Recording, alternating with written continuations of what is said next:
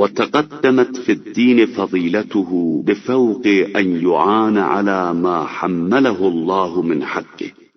ولامرؤ وإن صغرته النفوس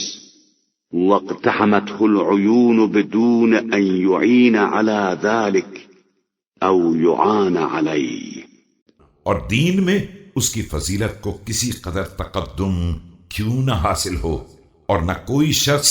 مدد کرنے یا مدد لینے کی ذمہ داری سے کم تر ہو سکتا ہے، چاہے لوگوں کی نظر میں کسی قدر چھوٹا کیوں نہ ہو، اور چاہے ان کی نگاہوں سے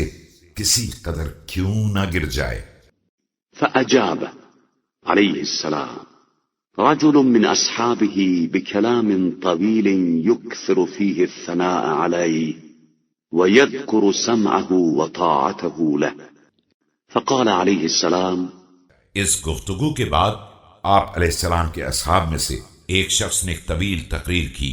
جس میں آپ علیہ السلام کی مدح و ثنا کے ساتھ اطاعت کا وعدہ بھی کیا، تو آپ علیہ السلام نے فرمایا: إن من حق من عظم جلال الله سبحانه في نفسه وجل موضعه من قلبه أن يصغر عنده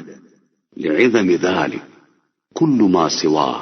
یاد رکھو کہ جس کے دل میں جلال الہی کی عظمت اور جس کے نفس میں اس کے مقام الوہیت کی بلندی ہے، اس کا حق یہ ہے کہ تمام کائنات اس کی نظر میں چھوٹی ہو جائے۔ وإن أحق من كان كذلك لمن عظمت نعمة الله عليه ولطف إحسانه إليه، فإنه لم تعظم نعمة الله على أحد إلا ازداد حق الله عليه عظما۔